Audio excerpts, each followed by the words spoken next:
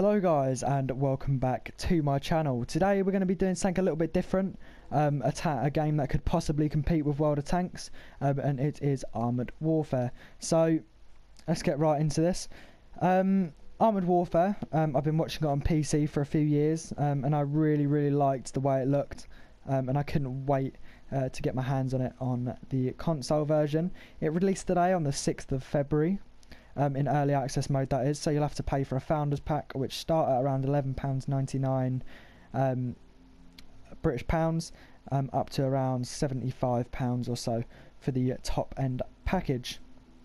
I purchased the I think it was Mega Dogs or something like that, Mad Dogs bundle, which gave me 4,500 gold, 60 days of premium, an Object 430 ice, a OF40 ice, a M60A3 ice, a T72 AV ice, and a Leopard 2A5 ice tank. So they're all the premium tanks and stuff that came with a bundle. And I'm currently grinding to get the Challenger 2, which will be my first tier 10, I think. So before we talk more about my vehicles and stuff like that, I'm just going to go in and tell you a little bit about the tech trees and how this game kind of works. So Armoured Warfare is basically a mod. It's kind of like World of Tanks, but with modern vehicles, really. Obviously, you can see it has tech trees and stuff like that, and it's just an awesome game, really. So I'm going to take there's three branches you can go with to start off with. You've got Sophie Wulfi, you've got Marat Shishkin, and you have Zhang Feng. So first of all, we're going to talk about Wulfi.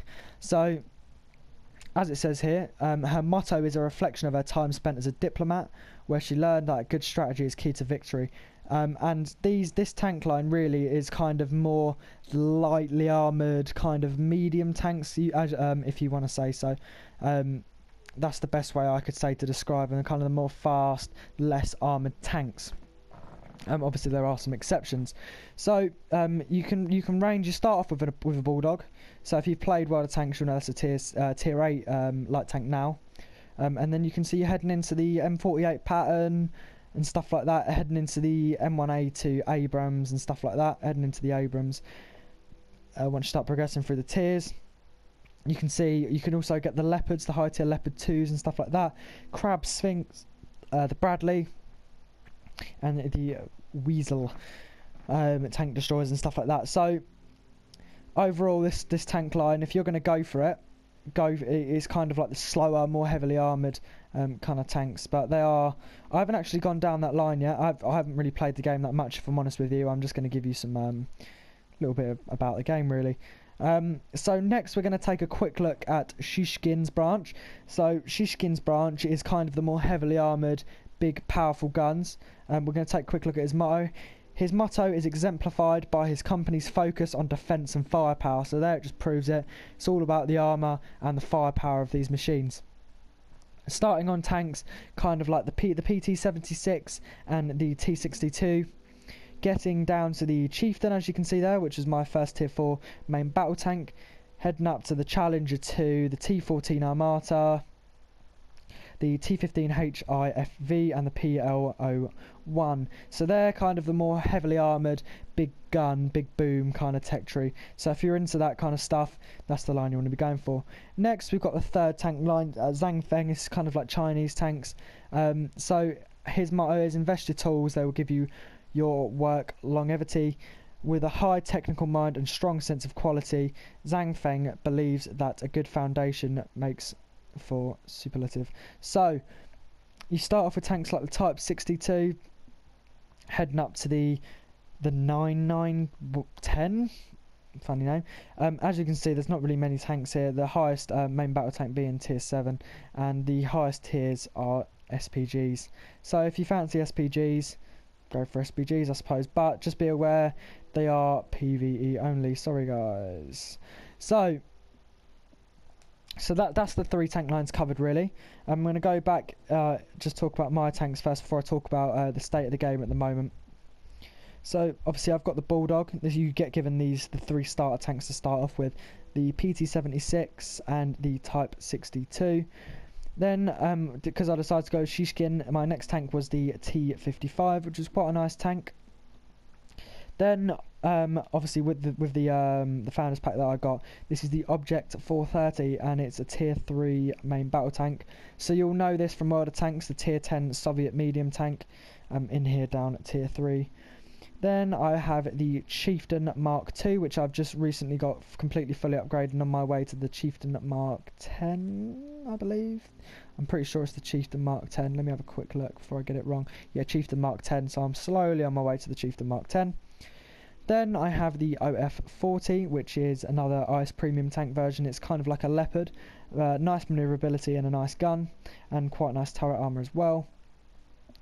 Then we move on to the M60A3, so it's kind of like a pattern, just with a lot more armour and a devastating gun really. Very, very nice tank at tier 5, very nice main battle tank. Then we move on to the T72AV. I haven't actually played a game in this, so it'd be silly for me to kind of talk to you about it. As you can see, it does look very, very nice indeed. It does look very, very nice. You'll notice the frame rate in the garage is absolutely awful.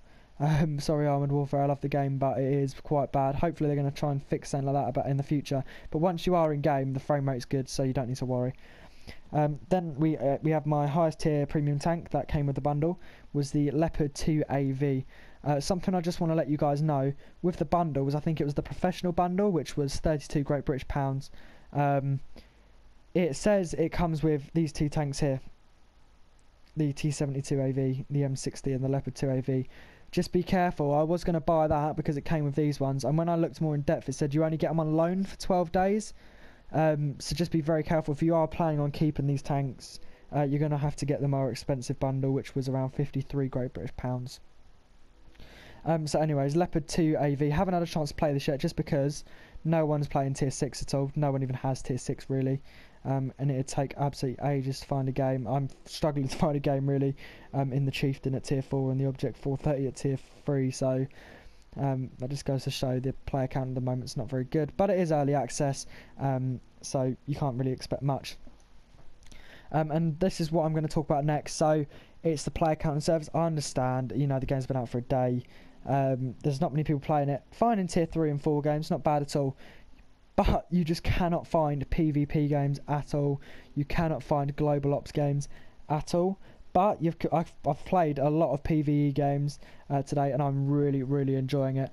And it doesn't take that long. It's around a minute or so, a minute and a half or so, like queue time. It's not bad. You can't really complain.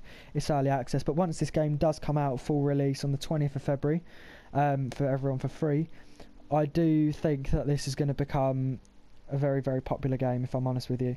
I do think it's going to be very, very popular indeed. So, as we can see, it kind of, you got your own profile, you got your friends list, you got your challenges. You get loot boxes in this as well, which can give you insignias and stuff like that. As you can see, the game, you have gold in the top left-hand corner. You have gold, obviously 4,500 of it there. I have 4,307,653 credits, which is what you use to buy your tanks. And I have 89,000 free XP if you do so, if you wish. So yeah, from this game, honestly, I'm really, really enjoying it so far. Obviously, I want to go for the Challenger 2 and stuff like that first, if I can, just because I'm British and, you know, got to get that British tank. So I'm currently grinding the Chieftain. So anyway, guys, I hope that's enough for this video. Not for this video. For this part of kind of just talking about the game and what it's like at the moment in early access.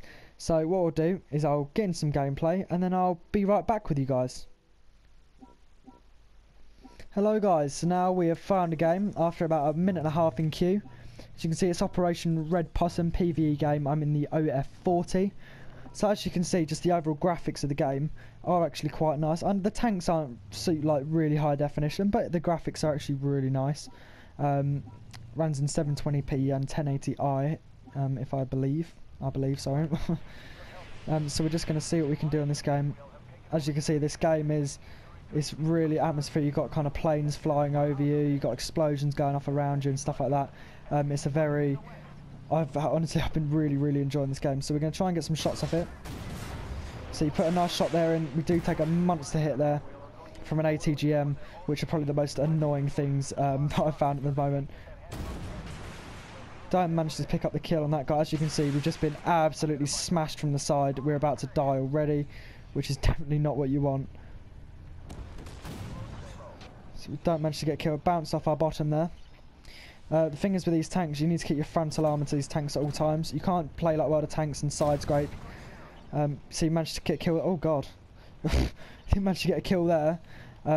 This is a sneaky tank there, just drove right up next to us. So, but yeah, this tank, from what I've played of it so far, is very, very nice. Obviously side armour and the rear armour is awful. But the frontal armour is not actually too bad, especially the turret armour. He's about to shoot us with an ATGM. And it's not going to be very nice at all, if I'm honest. More tanks coming up on the left, not good. Eat another shot. As you can see, our health's very, very low now. Just trying to keep my frontal armour towards these tanks. And just use... This tank's got really nice reverse speed, if I'm honest. Yeah, we're going to die here, I think. Which is definitely not what you want. I'm going to try and stay alive. 76 hit points, not good at all. Right, thank God he gets taken out. And we've been left on stupidly low health already. So, not good. This tank, honestly, it's a main battle tank, but you kind of want to play it a bit further back. I didn't expect that many tanks to be there, if I'm completely honest with you. And take a blind shot. So, we're just going to try and move to a better position. Might be able to pick up the kill on this guy. Unfortunately not. So yeah, you can see the gameplay and the mechanics and stuff like that of the game now. It's very, very good. There's no physics in it like World of Tanks. But this game just doesn't need it. It doesn't need it. This game just feels very... honestly, it feels quite unique compared to World of Tanks. It's got all the features. It's got the smoke grenades and it's got all kinds of good stuff that make it unique. As you see there, a nice shot. All the sounds and stuff like that, I'm really impressed with how this game sounds. I'm going to deploy some smoke just so I don't get shot and killed. And just try and reposition. So, as you can see, PvP, obviously I haven't played that yet, I haven't played Global Ops either, but the PvE aspect of this game is very, very fun. As I stated before, I didn't think I was going to enjoy the PvE, because I'm more of a PvP kind of guy. Oh god, we're going to die here, aren't we? Oh god. Oh god. But since I've been playing PvP and I've been really, really enjoying it, I haven't got a repair kit, unfortunately, so this is probably going to be our demise, if I'm honest with you. I want to get them tracks repaired. It's going to take 37 seconds. Not good at all. Not good at all. Might be able to get this guy before he takes us out, can we? Managed to take him out, but our tracks get destroyed again. It's not good. It's not good. As you can see now, we're just taking a beating from this guy. He's got an auto cannon, so he's going to find it very hard to penetrate us. Frontally, that is. But we managed to stay alive, actually. I'm surprised we managed to stay alive this long, if I'm completely honest with you. As you can see, our smoke's got around 5 seconds and it'll be back up again. The mobility of this thing's awesome. Compared to the Chieftain, which I've been playing more recently, the mobility of this thing feels fantastic compared to the Chieftain. Oh. Can't go through that. So, the thing I just don't want to happen now is to be flanked, which looks like it's going to happen from behind. But he gets taken out, luckily. It's the weasel toes that fire the ATGMs, and they hit you for monstrous amounts if they hit you in the side. So you got to be careful with that. In the Chieftain stuff, frontally, the Chieftain's very, very strongly armoured from the front. This thing, however, not as much. The turret's very, very strong on this, which is something I really like. But the hull armour on this thing's not very good at all. So as you can see there, guys, managed to do the first objective. We just got to protect the control tower for 3 seconds. Managed to pick up another kill there. 3 kills. And we've just got I think now the next objective is to kind of protect the docks. Another nice shot there. Try and stay alive still. Still alive, still fighting. But as I said, guys, oh god, this is going to kill us probably. Thank god he missed. No, we get taken out. That's unfortunate. Very, very unfortunate. But it is what it is, guys. So, as you saw from that game, you saw how this game is. It's a very, very good game. Very, very fun to play, if I'm honest with you. If you don't want to spend money, I know it's early access, so if you don't want to spend money on it, just don't. You don't have to spend money. I only got it because I've been waiting so long for this game, and I don't regret it at all. I've thoroughly enjoyed every single game that I've been playing so far. I love everything about it, if I'm honest. But obviously, if you guys don't want to purchase it, you can just wait till the 20th of February, where it will become publicly available to everyone. And then you can just play it for yourself, really. However, if you do want to pick up the founders packs, which will allow you to play this game a little bit earlier, I will place links for them. I'll place a link to the PlayStation thing, giving you more details on the packs and stuff like that, down in the description of this video. So we're just going to watch the end of this game out, really. Before we end this video, we're just going to go in and talk about the results of what I managed to accomplish in this game. You'll see the post-game stats is kind of like World of Tanks, and I saw a lot of people quite annoyed because it is quite like World of Tanks. It is a little bit, but honestly, I haven't been playing World of Tanks at all since I've done the Defender review. I just can't play it. I did my completions for Tank Bowl, but apart from that, I just haven't been playing World of Tanks at the moment. I feel like the gameplay has just been absolutely awful. So, when this loading screen loads up, we'll go into the post-game stats.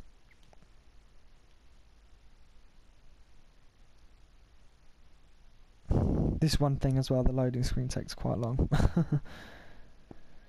So guys, as you can see, we made 83,000 credits, 3,000 experience, 5,800 damage, 18 spots, 10 assists, which is actually a very nice game for us. Obviously we didn't do as well as others, but you know, it is what it is. So anyway guys, I hope you enjoyed this video. Don't forget to like, comment and subscribe, and comment down below if you would like to see some more Armoured Warfare videos. Thanks. It's been Ara, and I'm out.